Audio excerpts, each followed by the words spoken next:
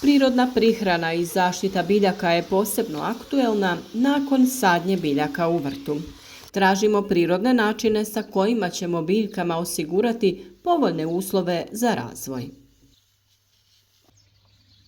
Najveći problem javlja se u rano proljeće i u vruće ljetne dane, kada dolazi do oscilacija u temperaturama, izmjenjivanja sunčanih i kišnih razdoblja, dolazi i do stvaranja idealnih uslova za razvoj gljivičnih oboljenja na biljkama. Najizazovnija borba svakako je ona sa plamenjačom na paradajzu i drugim biljkama koje su osjetljive na ovo oboljenje. U ishrani povrća često slušamo koliko su važni dušik, fosfor i kalij, a zaboravlja se značaj mikroelemenata, posebno joda. Osim toga, on ima važnu ulogu kada je u pitanju kontrola i zaštita od štetnika i bolesti, poboljšanje imuniteta biljaka. Upotrebljava se i za dezinfekciju tla. Nedostatak joda se očituje kroz loše zametanje plodova, truljenje cvjetova, biljke kasnije stupaju u fazu cvjetanja i plodonošenja. Smanjuje se veličina plodova, opada imunitet biljaka općenito i one postaju meta napada nematoda, ličinki i raznih gljivica. U samim plodovima smanjuje se sadržaj škroba i mijenja se njihova kvaliteta i okus. Jod se najčešće koristi kao gnojivo, ali i za prevenciju bolesti kao što su plamenjača, pepelnica i truleži. Djeluje i na prve znakove infekcije. Upotrebljava se zalijevanjem ili kao folijarno gnojivo, to jest prskanjem preko lista. Jod kao gnojivo je poprilično učinkovit za mnoge vrtlarske i cvjetne usjeve. Posebno osjetljivi na nedostatak joda su krompir, paradajz, tikvice, patliđan, repa, krastavac, luk, kupus, kukuruz, zelje, vrtne jagode, maline, suncokret i neke ukrasne cvjetnice. Jod se koristi u mikrodozama i mora se poštovati receptura, jer veće koncentracije mogu spaliti biljke.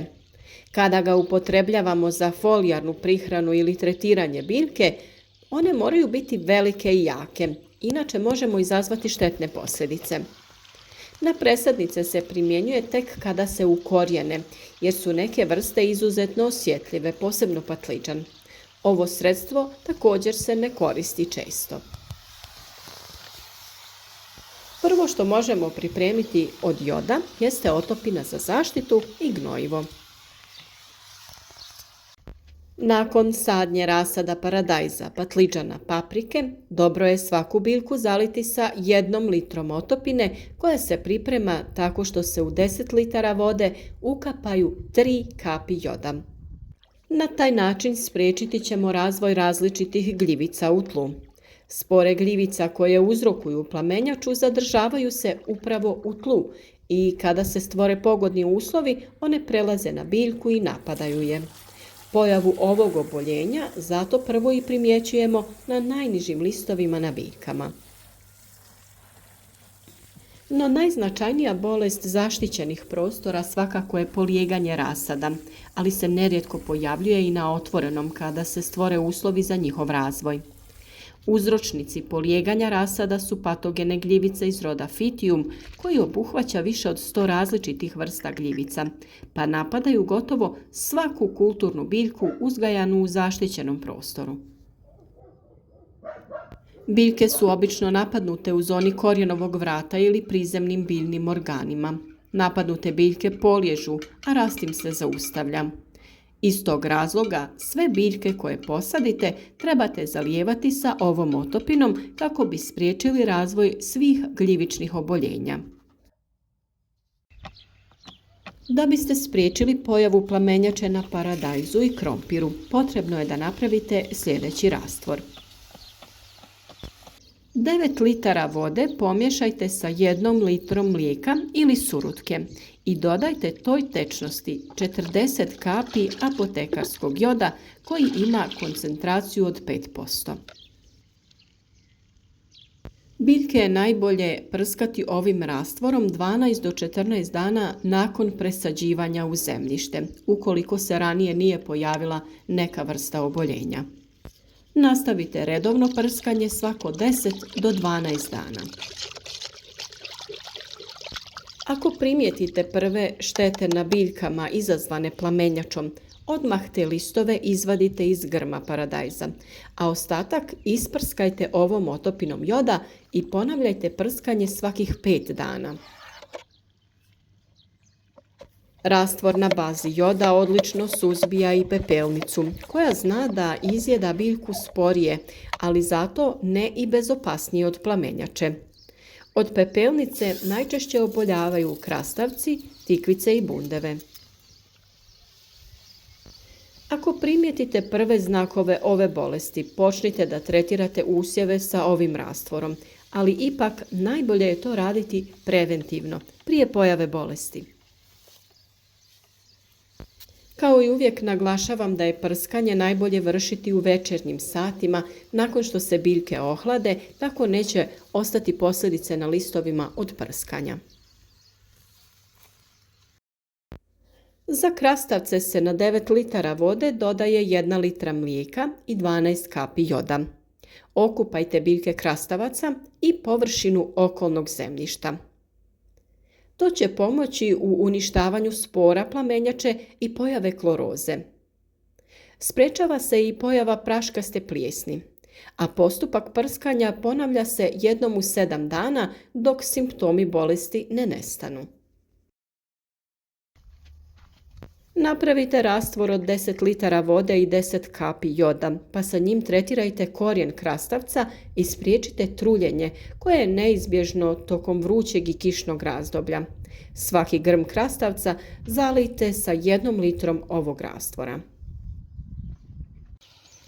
Sa istim rastvorom možete tretirati i tikvice, s tim što možete na 10 litara vode dodati 25 kapi joda. Kupus također voli jod. U zaštiti kupusa primjenjuje se nešto veća doza joda. Na 10 litara vode dodaje se 40 kapi, a oko svake biljke izlijevamo 1 litru otopine. Vidjet ćete kako glavice kupusa rastu kao iz vode. Također se može koristiti i kao folijarno gnojivo na kupusu, ali tada koristimo blažu otopinu od 5 kapi u 10 litara vode. Jod je potreban ne samo ljudskom organizmu, već i biljkama i životinjama. Ukoliko ga nema dovoljno, biljka će sazreti sporije, a može doći i do truljenja.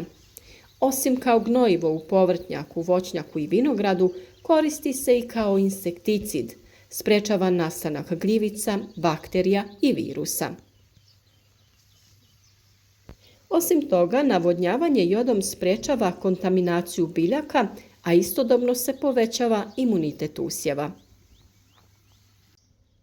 On kod biljke regulira protok vode i izmjene dušika u tkivima, normalizira apsorpciju kisika i uspostavlja proces fotosinteze.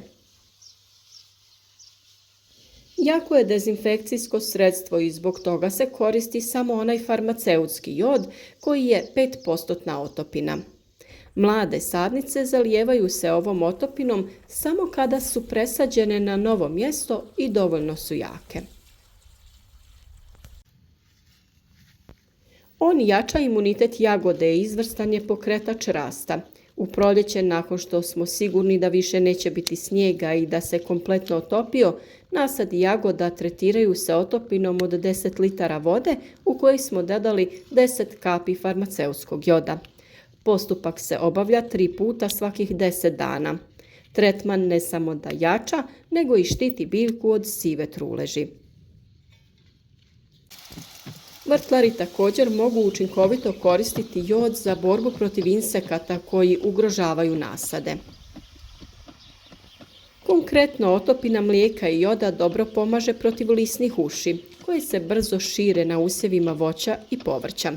Za pripremu smjese koristi se 10 kapi joda na 10 litara vode i 1 litre mlijeka. Sličan sastav obilno se prska po drveću i grmlju kada se otkriju štetnici. Za suzbijanje mrava je učinkovito navodnjavanje tla koje štetnici koriste za svoja skloništa jodom otopljenim u vodi u omjeru od 2 kapi na 5 litara vode. Kod primjene na biljkama vrlo je važno da pazite i dozirate jod u ovim pripravcima onako kako je objašnjeno. Ne smijete pretjerivati. Od truleži možete zaštititi i jabuke ako ih prskate sa rastvorom joda, 10 litara vode i 10 kapi joda. Prska se list i plod. Zaštitite i grožđe od truljenja tako što ćete napraviti rastvor od 10 litara vode i 8 kapi joda, te s njim obilno isprskajte listove i plod. 10 dana prije branja nemojte da koristite ovaj rastvor.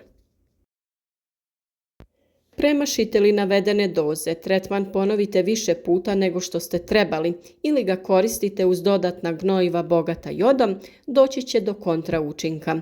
Biljku bi mogli spaliti, a možete i uništiti korisne bakterije iz tla. Jod u sastavu proteina i aminokiselina sudjeluje u sintezi, metaboličkim procesima vode i dušika. Sudjeluje u disanju biljaka, prirodni je antiseptik, djeluje protiv većine virusa, bakterija i gljivica koje ugrožavaju normalan razvoj biljnih kultura. Također, biljke moraju održavati potrebnu razinu joda tokom razdoblja formiranja pupova i rasta plodova. Iskoristite naše savjete u vašu korist. Zaštitite biljke na vrijeme. Podržite naš rad sa lajkom, podijelite video sa prijateljima, a naravno za sva pitanja tu smo u komentarima.